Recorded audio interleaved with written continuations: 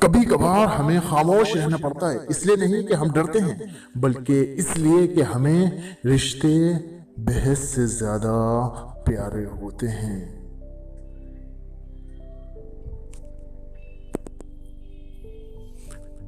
کامیاب لوگ اپنے فیصلوں سے دنیا بدل دیتے ہیں، اور کمزور لوگ دنیا کے ڈر سے اپنے فیصلے بدل دیتے ہیں۔ نصیحت اگرچہ ناخوشگوار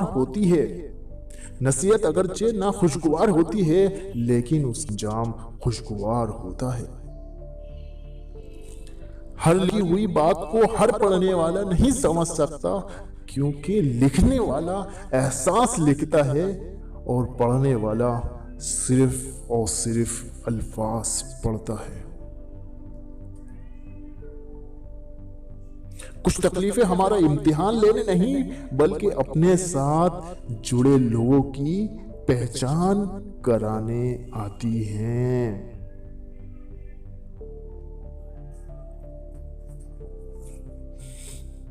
بہت سے رشتے ختم ہونے کی وجہ سے یہ بھی ہوتی ہے کہ ایک صحیح بول نہیں پاتا اور دوسرا صحیح سمجھ نہیں پاتا، اس لیے بہت سے رشتے ختم ہونے کی یہ وجہ ہوتی ہے۔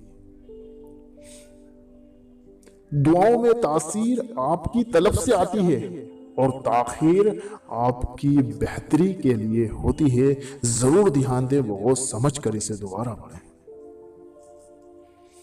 اپنوں کو ہمیشہ اپنے ہونے کا احساس دلاؤ، ورنہ وقت آپ کے اپنوں کو آپ کے بغیر جینا سکھا دے گا۔